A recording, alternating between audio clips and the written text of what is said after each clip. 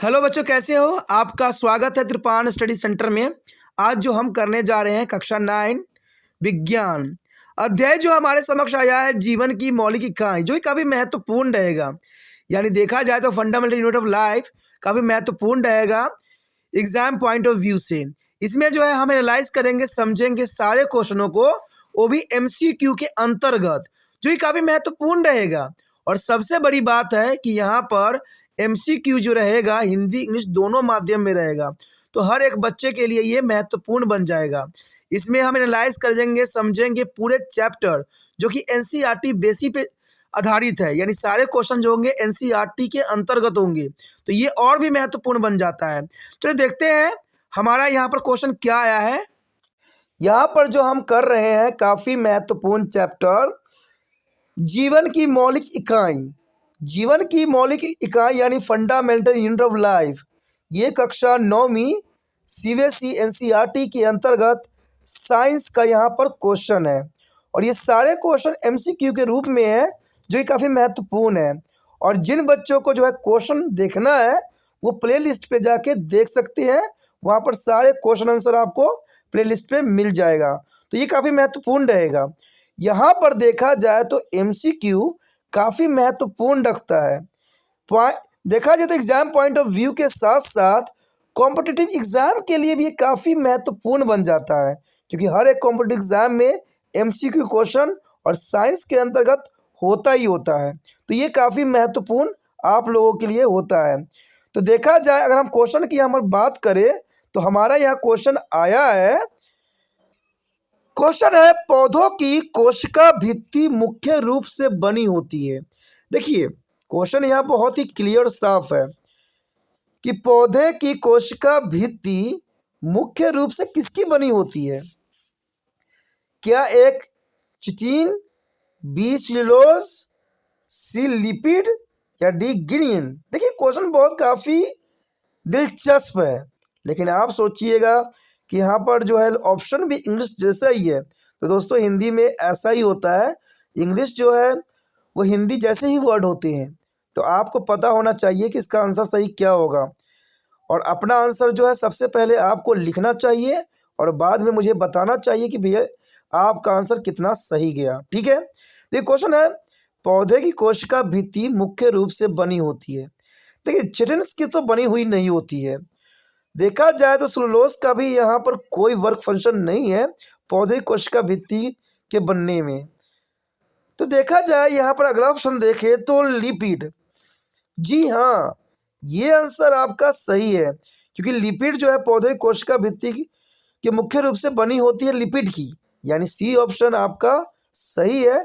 जिन बच्चों ने C option अपना चुना है उनका आंसर सही जाएगा। चलिए देखते हैं अगला क्वेश्चन क्या है हमारे समक्ष। अगला क्वेश्चन हमारे समक्ष आ गया है।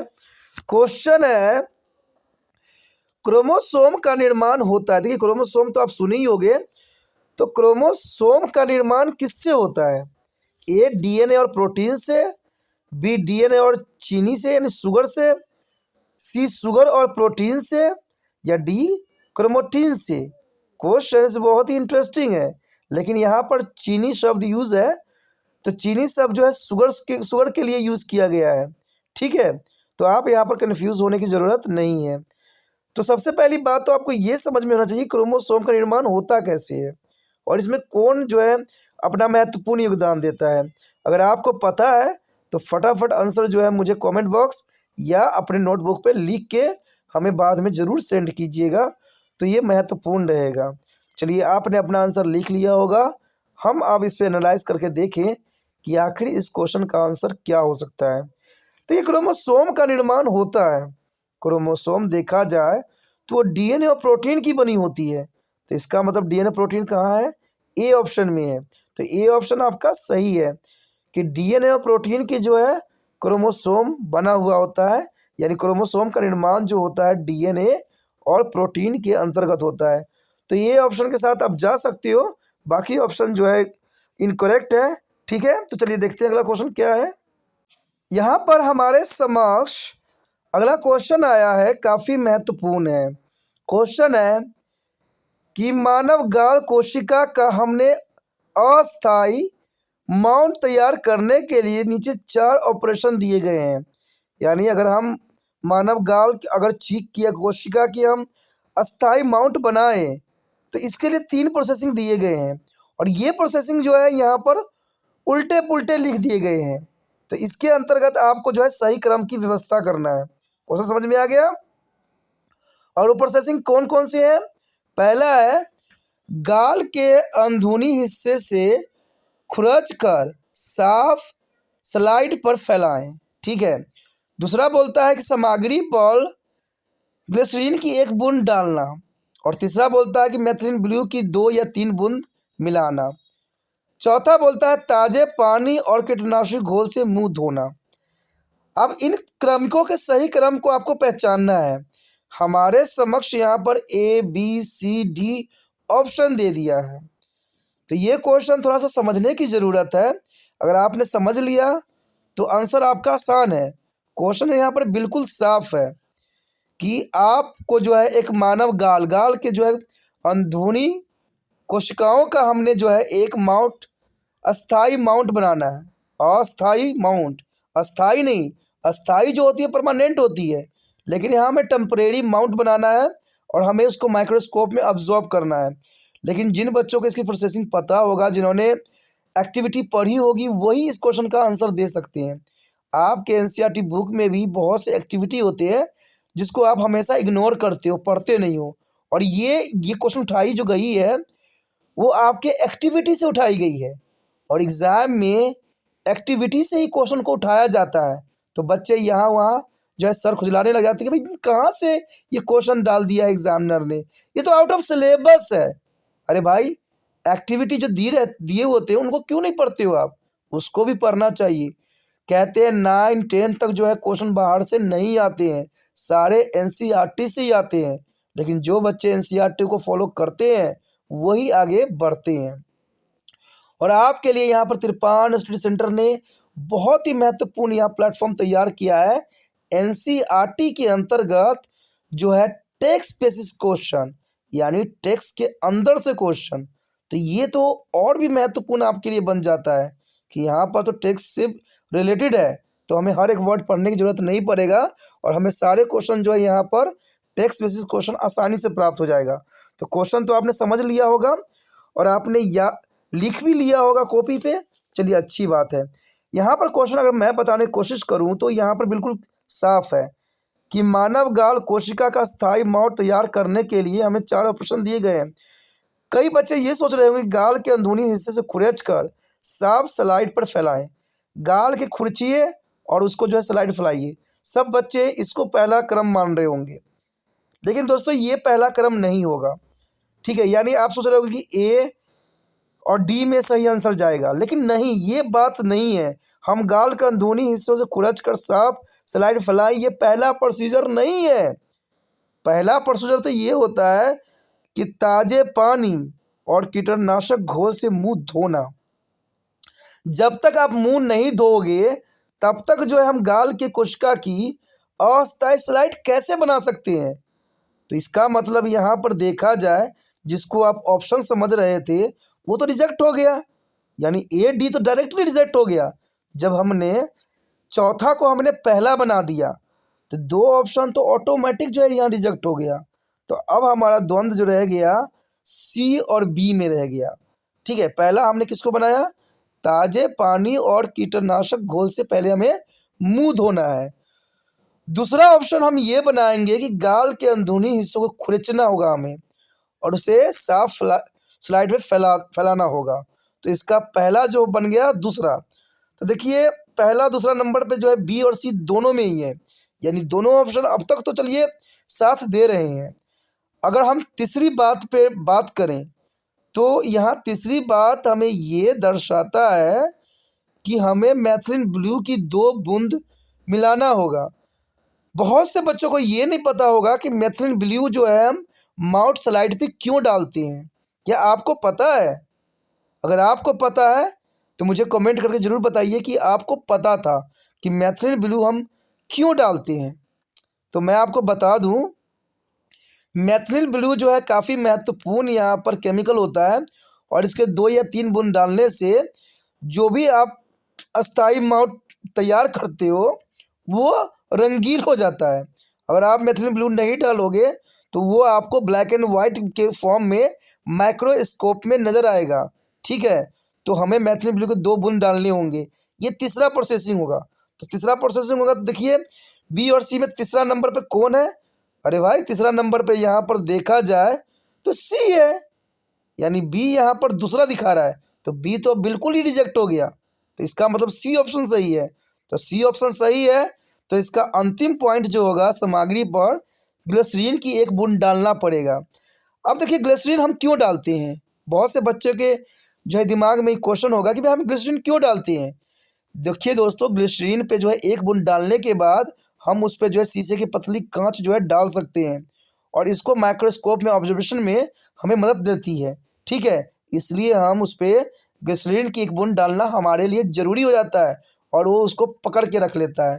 तो ये जो है हमारा अस्थाई माउंट तैयार करने की विधि है। तो आपको समझ में आ गया होगा कि हम कैसे बनाएंगे। सबसे पहले हम ताज़े पानी और कीटनाशक घोल से पहले मुंह को धोएंगे। उसके बाद गाल के अंदरूनी हिस्सों से खुरेचकर हम साफ स्लाइड पर उसको फैलाएंगे।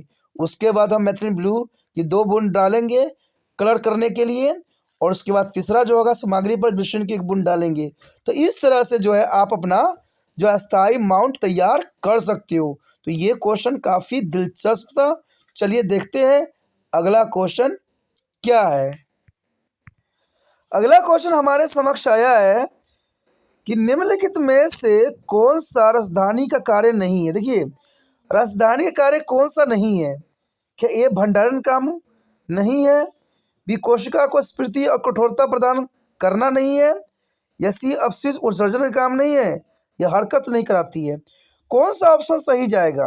अगर आपको आंसर पता है तो फटाक से अपना आंसर जो है कमेंट बॉक्स पे या अपने नोटबुक पे लिखिए, क्योंकि बाद में हमें एनालाइज भी करना है कि आपका जो है आंसर सही होना चाहिए। ठीक है, तो आपने अपना आंसर सोच लिए होंगे। देखिए क्वेश्चन यहाँ पर बहुत ही क्लियर है कि निम्नलिखित में से कौन सा राजधानी का कार्य नहीं है। देखिए राजधानी कार्य तो ये होती है कि भंडारण कार्य करता है, यानी भंडारण कार्य है, लेकिन हमसे एग्जामिनर ने यहाँ क्वेश्चन उल्टा पूछ लिया है कि राजधानी का कार्य नहीं है। तो इसका मतलब कोशिका को स्फूर्ति और कठोरता प्रदान करना नहीं, ये तो कार्य है। ये तो कार्य है कि भंडारण, कोशिका की स्फूर्ति और कठोरता प्रदान करना भी जो है कार्य है। और सी अपशिष्ट उत्सर्जन, ये भी राजधानी के कार्य है। इसका मतलब ए बी सी रिजेक्टेड है ये कार्य। अगर मान लो एग्जाम में अगर आपको क्वेश्चन आ जाएगा कि राजधानियाँ के कार्य बताएं, तो आप वहाँ पर डायरेक्ट आंसर लिख सकते हो भंडारण, कोशिका की स्फूर्ति कठोरता प्रदान करना और अपशिष्ट उत्सर्जन, तो आपका सही जाएगा। लेकिन यहाँ पर हमसे एग्जामिनर उल्टा पूछ लिया है कि राजधानी के कार्य नहीं है, तो ये तीनों कार्य तो हैं। और डी देखिए हरकतें करना, हरकत यानी ये दूर दूर तक नज़र नहीं आता है, तो इसका मतलब डी ऑप्शन आपका सही है। यहाँ पर आपका डी ऑप्शन सही जाएगा। डी ऑप्शन के साथ आप जा सकते हो, जो काफ़ी महत्वपूर्ण है। चलिए देखते हैं अगला क्वेश्चन क्या है। अगला क्वेश्चन हमारे समक्ष आ गया है। क्वेश्चन है कि पाचक एंजाइम पाए जाते हैं, यानी पाचक एंजाइम कहाँ पाए जाते हैं, ये क्वेश्चन है। ए प्रोटोप्लाज्मा, बी कोशिका भित्ति, सी लाइसोसोम, डी माइटोकॉन्ड्रिया। तो ये क्वेश्चन यहाँ पर क्लियर है कि पाचक एंजाइम कहाँ पर पाए जाते हैं। अगर आपको पता है तो फटाक से आंसर मुझे बताइए कि पाचक एंजाइम कहाँ पाए जाते हैं। क्वेश्चन बहुत ही क्लियर है। अब अपना आंसर जो है कमेंट बॉक्स के साथ साथ अपने कॉपी पर भी लिखिए, और बाद में अपने आंसर का एनालाइज कीजिए कि कौन सा आपका आंसर सही गया, कौन सा गलत गया, और किसका आंसर सही होगा। देखा जाए तो यहाँ क्वेश्चन बहुत ही क्लियर है कि पाचक एंजाइम पाए जाते हैं। देखिए ए ऑप्शन की बात करें प्रोटोप्लाज्मा, प्रोटोप्लाज्मा का यहाँ पर कार्य पाचन के अंतर्गत नहीं है। ठीक है, और बी कोशिका भित्ति, कोशिका भित्ति यानी सेल बॉल, तो सेल बॉल का तो यहाँ पर कोई कार्य भी नज़र नहीं आ रहा है मुझे। देखा जाए तो लाइसोसोम, लाइसोसोम को अगर आपको पता होगा, अगर डेफिनेशन में पूछ लूँ कि लाइसोसोम होती क्या है, तो आप ये बताओगे कि लाइसोसोम जो होती है आत्मघात की थैली होती है, और ये अपनी कोशिकाओं को ही भक्षण कर जाता है, यानी अपने कोशिका को डाइजेस्ट कर देता है। तो हाँ, ये ऑप्शन सही जाएगा, ठीक है, क्योंकि माइटोकॉन्ड्रिया जो है एटीपी काम करता है, ऊर्जा और उत्सर्जन का कार्य करता है, तो डी ऑप्शन तो हो नहीं सकता। तो इसका मतलब सी ऑप्शन सही है। देखा जाए तो पाचक एंजाइम के रूप में लाइसोसोम का काम काफ़ी महत्वपूर्ण होता है और ये अपने ही कोशिका को जो है अब्जॉर्ब कर लेता है, यानी उसको जो है भक्षण कर जाता है। तो सी लाइसोसोम सही है, क्योंकि पाचक एंजाइम को ये जो है खा जाता है, इसलिए हम इसको आत्मघात की थैली भी कहते हैं। तो यहाँ पर पाचक एंजाइम के रूप में लाइसोसोम का महत्वपूर्ण स्थान है। तो सी ऑप्शन आपका सही ऑप्शन है। अगला क्वेश्चन हमारे समक्ष आ गया है। क्वेश्चन है कि निम्नलिखित में से कौन सा कोशिकांग कोशिका में निर्मित पदार्थ के भंडारण, संशोधन और पैकेजिंग में मदद करता है। आपको यहाँ पर बताना है कि कोशिकांग कोशिका में निर्मित पदार्थों को कौन पार्ट जो है भंडारण, संशोधन और पैकेजिंग में मदद करता है। ऑप्शन आपके समक्ष है, देखिए, गोल्गी उपकरण, बी है नाभिक, सी है माइटोकॉन्ड्रिया, डी है क्लोरोप्लास्ट।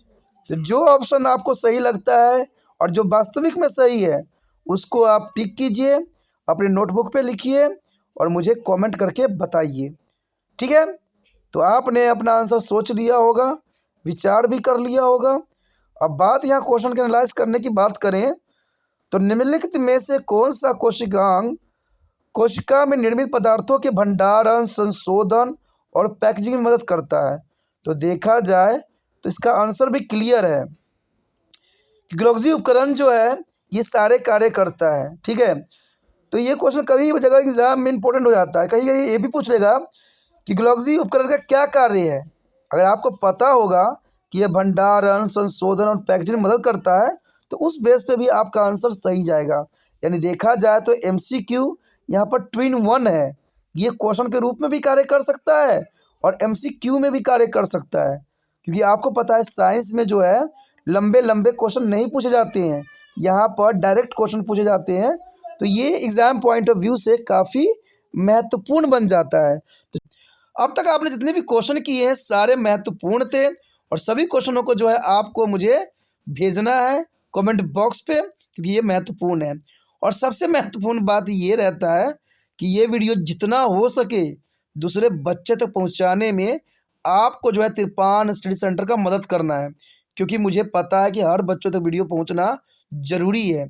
और इसका माध्यम सिर्फ एक है कि आपने क्या करना है, यूट्यूब से लिंक को कॉपी करके व्हाट्सएप स्टेटस पे लगा देना है। देखिए दोस्तों, व्हाट्सएप स्टेटस लगाने से ये होगा कि जो भी बच्चे आपके कॉन्टैक्ट में होंगे, आपके कक्षा में होंगे और उसका कॉन्टैक्ट आपके पास ज़रूर होगा, तो उन तक ये वीडियो बहुत ही आसानी से स्टेटस रूप में पहुंच जाएगा, क्योंकि स्टेटस तो आप आए दिन लगाते रहते हो। तो आज जो है अच्छे कार्य के लिए लगा लीजिए और ये वीडियो दूसरे बच्चे तक पहुंचा भी दीजिए। इससे जो बच्चों को समझ आएगा, जिनको अच्छा लगेगा वो देखेंगे और जिनको अच्छा नहीं लगेगा वो रिजेक्ट कर देंगे। लेकिन सबसे बड़ी बात होती है कि आपने अपना कार्य किया, हमने अपना कार्य किया, हम दोनों जो है अपना कार्य कर चुके हैं, इसलिए अपना कार्य मत भूलिए।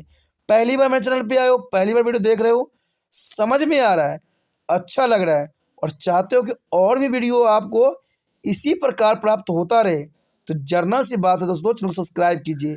सब्सक्राइब कर लीजिएगा तो यहाँ पर बहुत ही लंबा आपको ऑप्शन मिल जाता है, क्योंकि यहाँ पर तिरपान स्टडी सेंटर 8th क्लास से लेके MA तक के लिए महत्वपूर्ण है।